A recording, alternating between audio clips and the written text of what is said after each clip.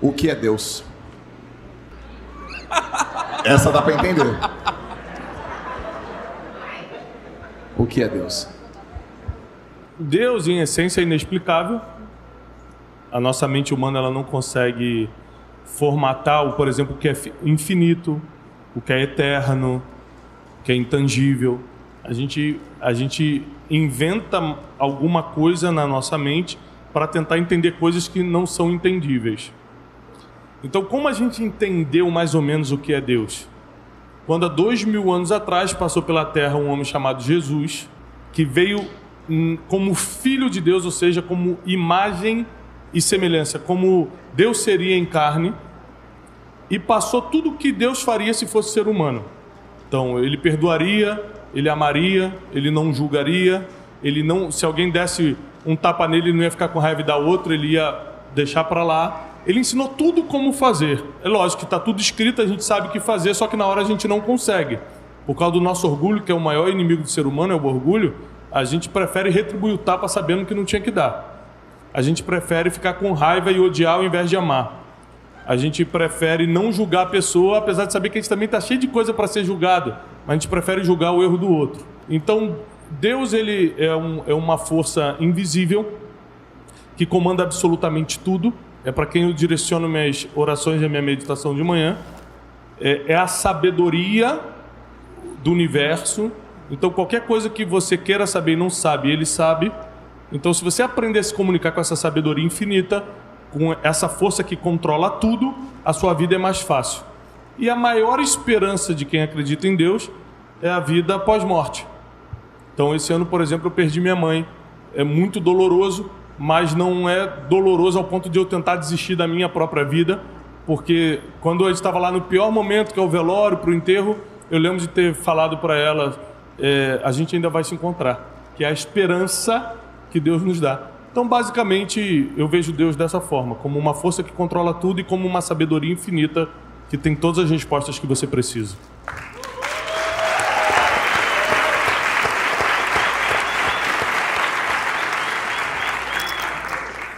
Tiagão,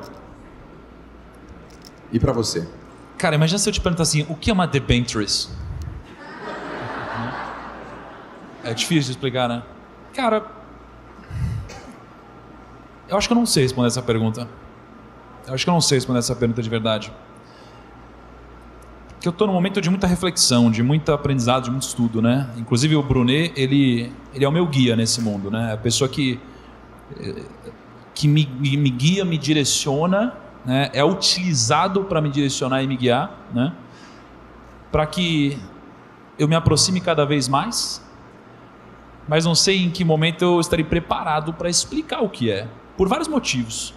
Por um lado, porque talvez isso seja inexplicável, talvez seja algo que, se eu tentar colocar em palavras, talvez seja quase que uma ofensa, de tão distante da definição de Deus de fato, né? E por outro lado, eu acho que talvez seja exatamente o oposto disso, seja tão simples quanto Deus é personalíssimo. Para mim ele é uma coisa e para você é outra, e na minha realidade isso é verdade, né? Então, eu não sei te responder, cara. Eu não sei te responder. De verdade. Eu não sei te responder.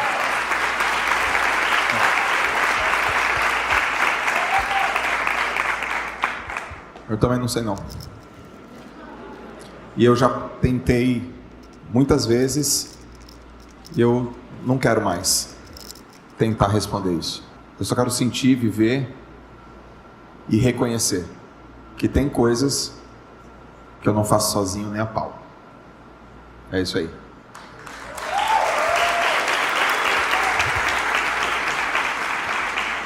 O Anonymous fez uma pergunta aqui. Foi a Larissa Ramos. Cadê a Larissa Ramos? Onde está a Larissa Ramos? Legal, Larissa. Qual a maior provação de Deus que vocês tiveram na vida? Eita lasqueira. Vou comer pipoca. Em 2014, quando eu quebrei de uma forma muito feia, muito humilhante. E existem duas coisas diferentes que vocês precisam entender, né? Uma vez teve um podcast teu que eu expliquei isso, a diferença de religiosidade e espiritualidade, né? Então não confunda a religião, que é como os homens decidiram se organizar para ter um relacionamento com Deus. Não foi Deus que criou a religião, você tem que sempre lembrar disso. Os homens decidiram, vamos montar uma religião? Vamos. Vai ser o cristianismo, vai ser o islã, vai ser o judaísmo, vai ser... Os homens decidiram a forma como eles iriam se relacionar com Deus. Então é por isso que não existe verdade absoluta na religião. A espiritualidade é independente da religião, é como eu me conecto com algo maior. Se eu acredito em divindade, se eu acredito que Deus existe, eu estou sendo espiritual. Ou seja, eu estou acreditando algo além do natural. Ok? Até aqui? Só para vocês não confundirem. Qual foi a pergunta mesmo? Qual a maior provação que Deus... Uma aprovação. Aí, eu fui criado dentro de um ambiente religioso. Ou seja, meu pai, meu avô, meu bisavô, todo mundo era de religião cristã evangélica. Eram batistas. Então, dentro dessa religião, eu fui ensinado de que se eu tenho Deus, tudo dá certo. Se eu tenho Deus, eu sou mais que vencedor, que inclusive é um versículo, e tal. Quando eu quebro em 2014, eu duvido da existência de Deus. Afinal de contas, por 33 anos eu aprendi que quem tem Deus não passa por isso. Quem tem Deus dá certo na vida. Quem tem Deus é mais do que vencedor. Como é que pode eu estar sendo humilhado, não sei o que eu vou comer amanhã, estou sendo ameaçado por telefone, e como é que pode isso? Então eu comecei a duvidar de Deus, e eu lembro que, como eu estava caminhando por uma depressão severa, eu me tranquei no quarto e comecei a ler a Bíblia, lembrando que eu nasci num ambiente religioso, ou seja, que a Bíblia era algo comum, mas eu nunca tinha lido. Então é muito bom você saber diferenciar isso. Existem pessoas que estão dentro, tem pessoas que falam assim, eu sou católica roxa. Eu falo, você é mesmo? O que está escrito no livro tal? Ela não vai te responder, porque ela diz que mas ela não sabe nada daquilo. Então, eu comecei, na verdade, a ler a Bíblia a primeira vez, mas não com boas intenções. Eu queria desmentir a Bíblia. Eu vou provar que isso aqui tem algum erro. Eu comecei a ler a Bíblia de Gênesis a Apocalipse, 66 livros tem a Bíblia, porque eu falei assim, eu vou encontrar uma contradição, vou provar que isso aqui não é verdade, porque se fosse verdade eu não estaria passando a humilhação que eu estou passando. Nesse período que eu comecei a ler a Bíblia com muita atenção, marcando, porque eu queria fazer um estudo para pegar as contrariedades, as contradições, eu acabei tendo a maior experiência que eu já tive com Deus na vida. Porque eu comecei a perceber que tudo que me levou a uma quebra foi justamente porque eu acreditei na religião e não no que estava escrito. Ou seja, eu acreditei no que os outros falavam em nome de Deus, mas não no que estava escrito, que a verdade é o que está escrito, e não o que os outros falam. E ali eu tive uma experiência muito séria, porque eu vi que eu ia ter que consertar um monte de coisa na minha vida. Eu achava normal, por exemplo, mentir se fosse por um bom motivo. Não, é por um bom motivo. Aí a Bíblia fala que quem mente torna-se filho do diabo, porque o diabo é o pai da mentira. Estava escrito lá, ninguém me contou isso. Eu falei, como é que pode então eu achar que mentir, se fosse por um bom motivo, é bom? Não, não é bom, inclusive vai te levar para o pior lugar que existe. Então, eu lendo, eu tive a minha própria experiência. E a maior provação que eu tive foi essa, porque eu me senti abandonado por Deus. Porque nesse período em que eu estava tentando encontrar contradições na Bíblia, eu não tinha nenhum tipo de sentimento de que Deus estava comigo. Eu estava me sentindo abandonado. E por isso que eu fui tendo essa raiva de eu vou provar que ele não existe. E acabei tendo uma experiência tão forte que eu fiz uma promessa, um voto. E o voto que eu fiz, eu estava quebrado, arrebentado, morando numa casinha alugada horrível, tipo numa boca de uma comunidade. Uma necessidade terrível, a gente já estava há meses comendo macarrão instantâneo. E passando uma situação assim, humilhante no extremo mesmo, no extremo. E nesse dia eu falei assim, se Deus existe, e se tudo que eu estou lendo aqui é verdade, ainda esse ano você vai me levantar, falei para Deus. E quando você me levantar, eu começo a pregar tudo que eu aprendi aqui. E eu falei isso, e semanas depois, uma semana depois, começou a dar uma reviravolta na minha vida. eu comecei a escrever o livro Rumo ao Lugar Desejado, foi meu primeiro livro sem editora. A gente vendeu, eu e Janine, minha esposa, 52 mil livros de mão em mão, ligando para as pessoas, pedindo para levar nas empresas. Eu dava palestra de graça, isso quebrado. Dava palestra de graça para vender o livro no final. Nesse ano, eu me levantei. Em 9 meses eu paguei a dívida, que era milionária. É claro que muita gente perdoou a dívida, muita gente mesmo perdoou, mas todo mundo que cobrou, inclusive ameaçando, recebeu. E eu cumpri minha promessa. Eu abri um canal no YouTube e comecei a pregar. E hoje tem mais de 130 milhões de visualizações e é um canal só de pregação.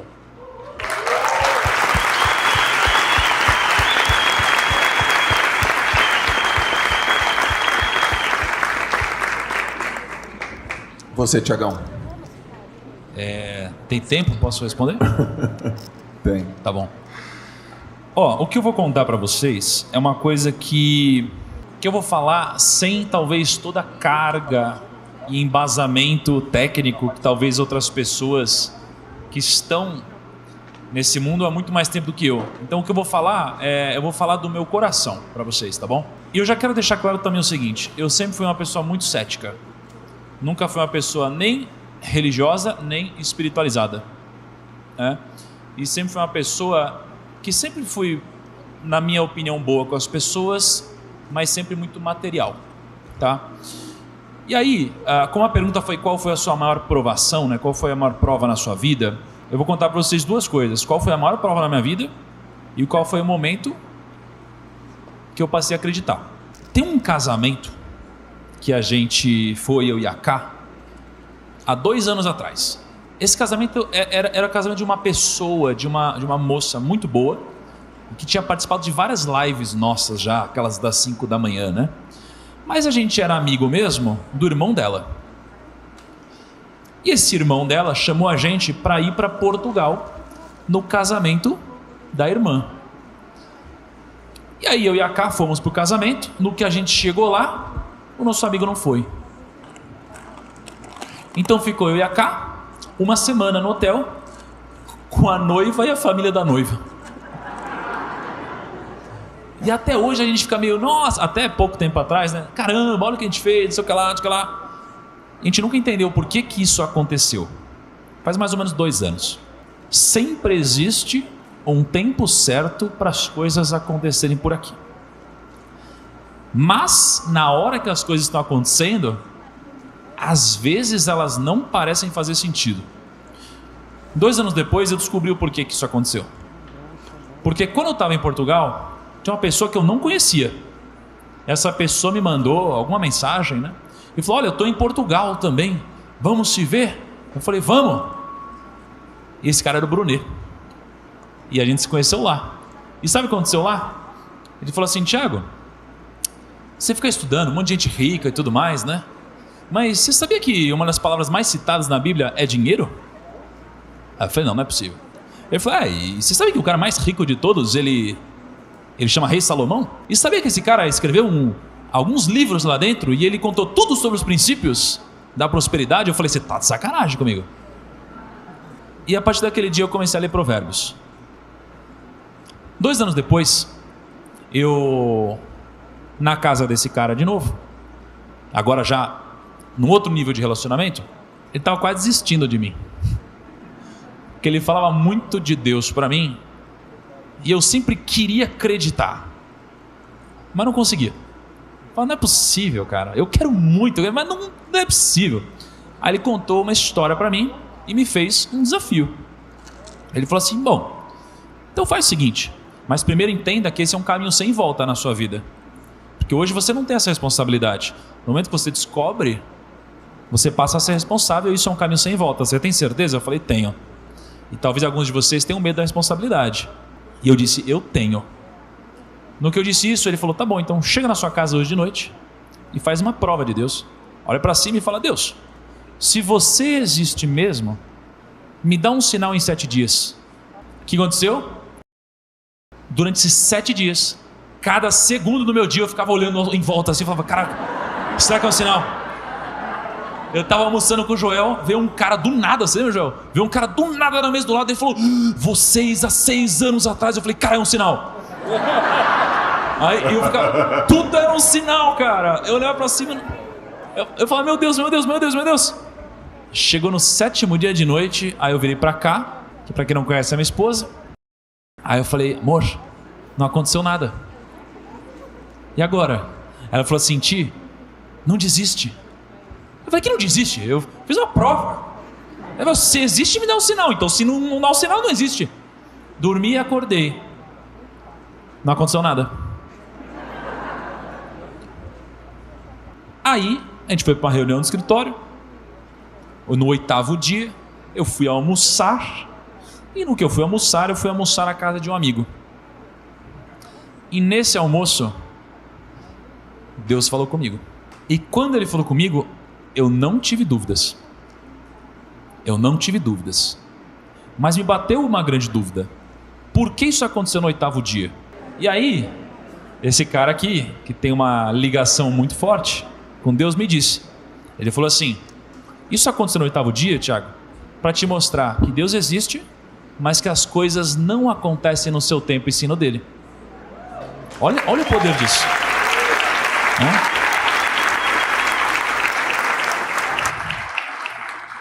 Isso foi muito poderoso.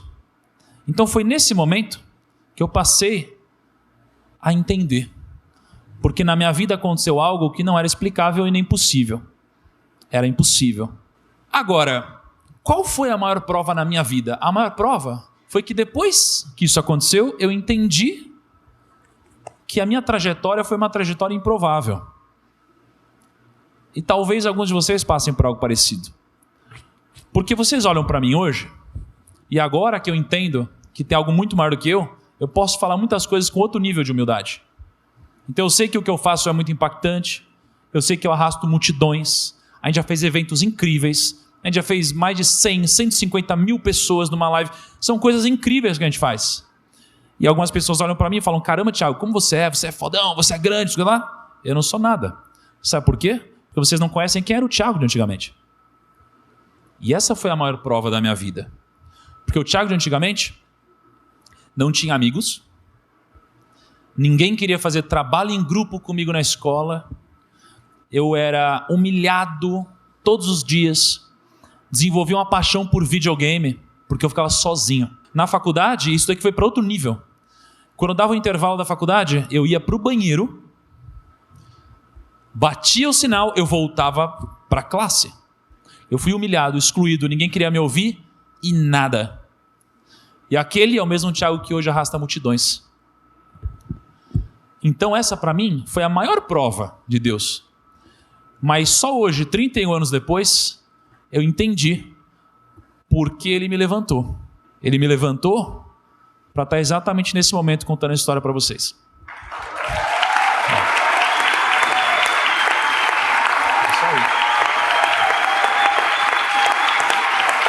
É isso aí.